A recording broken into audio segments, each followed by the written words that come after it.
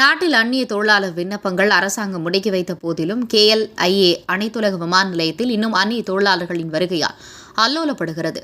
பொருளாதார அமைச்சகத்தின் கணக்குப்படி மலேசியாவின் மொத்தம் 17.1 மில்லியன் தொழிலாளர்களில் இது 15% மேல் அந்நிய தொழிலாளர்கள் இருக்கக்கூடாது என்று உள்துறை அமைச்சர் டத்தோ ஸ்ரீ சைபுதீன் நசுதியோன் இதற்கு முன் தெரிவித்திருந்தார்.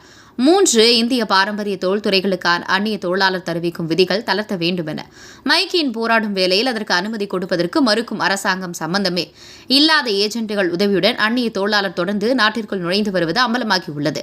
இன்று KLIA அனைத்துலக விமான நிலையத்தில் வந்து இறங்கியுள்ள நூற்றுக்கணக்கான அந்நிய தொழிலாளர்கள் தங்களின் ஏஜென்ட்டுகள் மூலம் அழைத்து செல்ல காத்திருக்கும் அந்நிய தொழிலாளர்கள் கட்டுக்கடங்காத நிலையில் விமான நிலையத்தில் தரையில் அமர வைத்திருப்பது ஊடகங்களில் வைரலாகி பெரும் பரபரப்பை ஏற்படுத்தியுள்ளது.